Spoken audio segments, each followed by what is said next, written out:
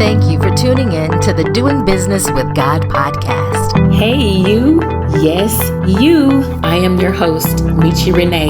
It is Michi's passion to help you live your best life and do business God's way. Michi will be talking about entrepreneurship, manifestation, monetization, mindset, beliefs, starting and growing a business, nonprofit, or ministry, all while serving God. So welcome to My Daddy's Business. It's time for the show. It's the Doing Business with God podcast with your host, Michi Renee.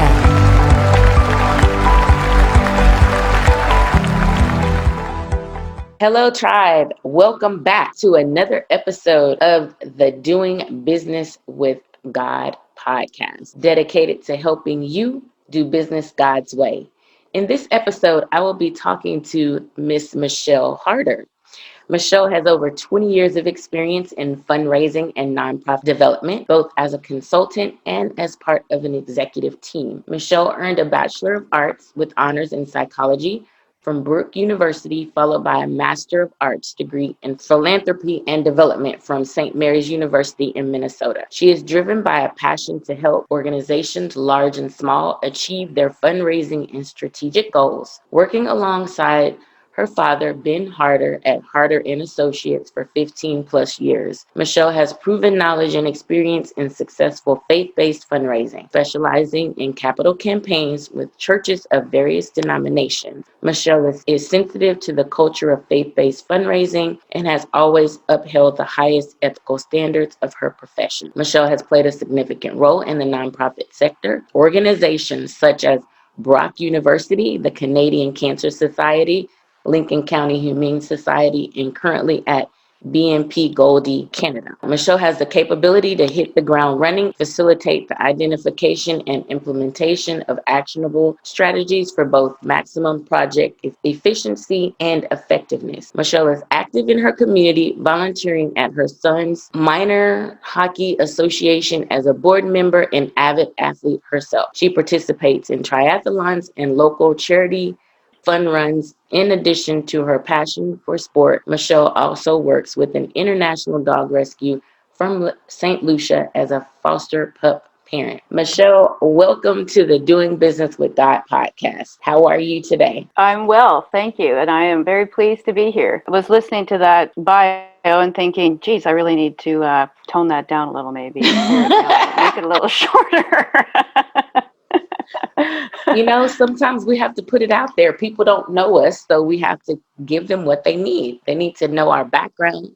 They need to know that, you know, we have the knowledge and the skill and we can back up what we're saying. So no problem on that.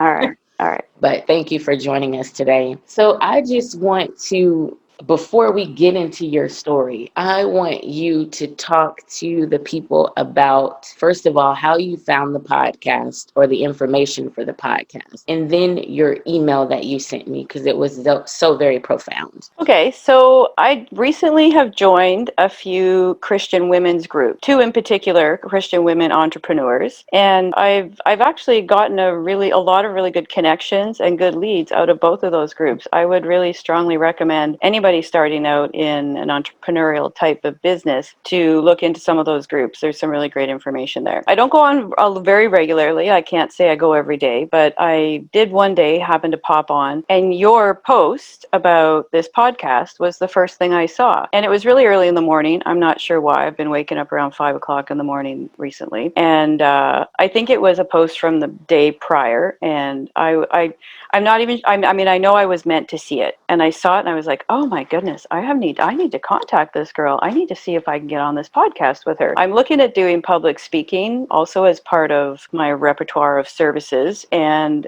you know, a lot of those folks are asking for video clips. They're asking for things like this. And I am always like, well, I don't really have anything. You're just going to have to trust. And that hasn't always cut it. So I thought, well, this is an opportunity. And I listened to your podcast, and a lot of what you had said in your intro podcast about why you created this really spoke to me as well. And I just thought, you know, this is meant to be. I need to contact this girl, and I need to see if she can help me, and maybe I can help her. So here I am. Absolutely. And then, in addition to filling out your application and wanting to come on, you then followed up your application with an email telling me a little bit about your story. That story from her email, guys, had me bawling for days. And the reason why the email had me crying is because I know you guys have been in a place where you have felt like maybe you didn't hear God correctly. Maybe you're not doing what God really told you to do. Maybe you're outside of his will. And that's kind of how I was feeling in that particular week when I got her email. And it just reaffirmed to me that what she said in there, what she felt, what she got was exactly what God wants people to get from this podcast, because this podcast was not done by Michi. This was a God-given podcast, because many of you have heard me say, I never really liked the way my voice sounded. So for me to decide to do a podcast, that was definitely not something that I was really interested in. And so that email really touched my heart, and it really just gave me hope, it renewed my faith even stronger in the messaging that God has given me in the direction that he wants me to go in with both this podcast and in my business. So I'm grateful that you are even obedient to the Spirit to even send the email, because some people may not have. The Spirit may have prompted them to do it, and they would dismiss it, or, oh, not right now, I'll do it later. And later never came. And so I'm just truly grateful that you even sent the email. So thank you for that. You're welcome. Thank I you. definitely spent many years of my life dismissing those messages from God, and or not even dismissing them, I suppose, but ignoring them just blatantly and thinking that I had a better plan. And turns out I didn't. And God kept coming back to me and kept knocking on my door and kept saying, I'm not done with you. We're not done with this. Right, absolutely. So let's just get into it. So talk to me about Harder and Associates, your entrepreneurial start and journey with your father in that business that you guys were in. Yeah, so that's actually an interesting story. I was on my way to law school, and I got put on the waiting list, and I actually didn't get in that year, and I was like, okay, I'm gonna go. I'll try again next year. I'm not a quitter. I was gonna give it another go, and my dad actually approached me, knowing that I was gonna have a year of time to kill before I went back to law school, and said, why don't you come and work for me?